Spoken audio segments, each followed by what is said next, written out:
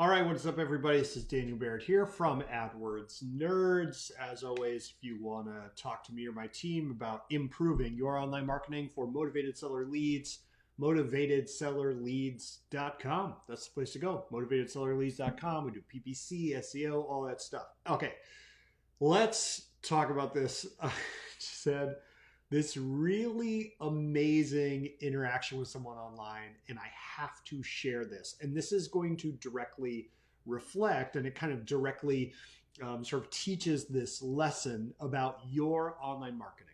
And there's this basic idea that people have about what works and what doesn't work in marketing.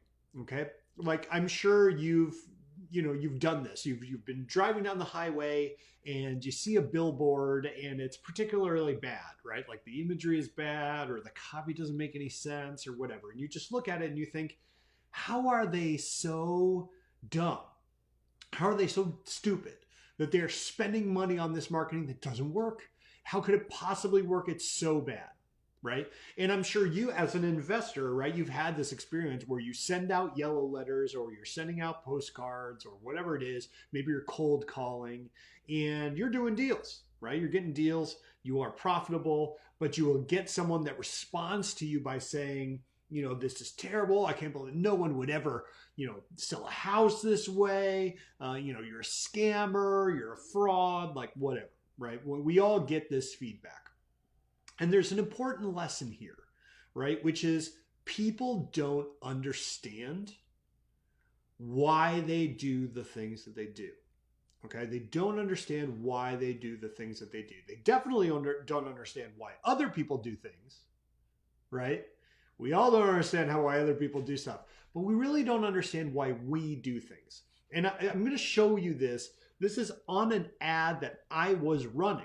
And I want to show this kind of interaction because I think it is absolutely fascinating. I'm going to blow this up here just real quick. And I'll describe it. If you're listening to this, I'll describe this, right? So this was on a Facebook ad, okay? And the Facebook ad that I was running, all you need to know about it is that on the image, there is a question mark. But we reverse the question mark. So the question mark is backwards, okay? So on this Facebook ad, there's an image that has a backwards question mark and it has copy and stuff on it, right? But that's the ad. So I get a comment on this ad. This woman, Sharon, she says, I have one question. Why is the question mark backwards? Now I want you to think about this for a quick second, okay? This person, okay, she is commenting on the ad. That is good for me. Commenting is engagement. It increases the likelihood that other people are going to see the ad, yada, yada, yada. So this is great.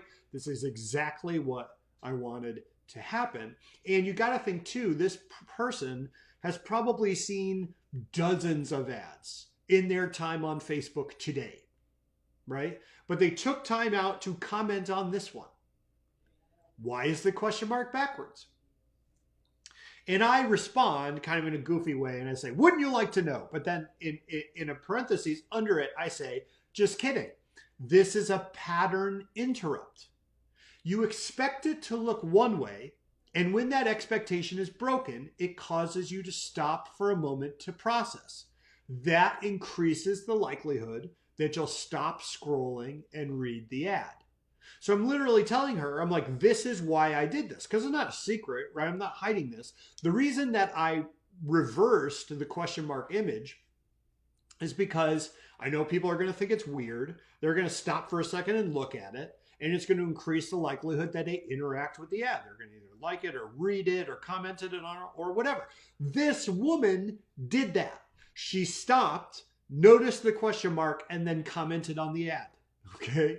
It literally did exactly what it was supposed to do. Now, she responded to my comment and said, well, it didn't work for me.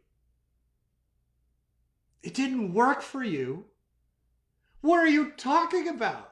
You literally did exactly what I wanted you to do. You slowed down, you looked at the thing, you commented on it, you engaged in the ad, right? She said, it didn't work for me.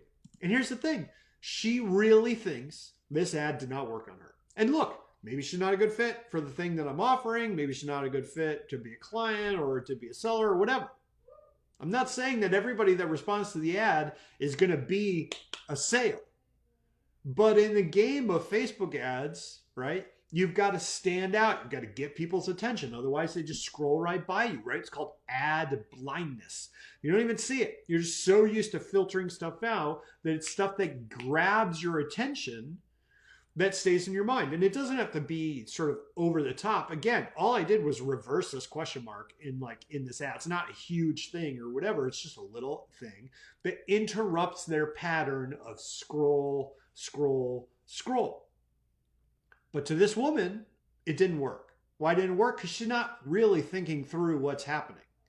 She's not really thinking through the fact that she did notice it. She's not thinking through the fact that she did stop. She's not thinking through the fact that she did interact and engage with the ad. So my point here is not that, look, we can never trust anybody or anything. What I'm saying is that people don't understand what drives their own behavior. And so if you're thinking about your marketing, you're thinking about how you're reaching out to sellers, what you're doing online, there is one thing you should listen to, one thing you should watch, one thing you should care about in determining whether your ad is effective. And that is not what people say. It is what they do. In all things online, what we do is we look at the data. All I care about is, are people converting? Are people contacting us? Are people turning into deals?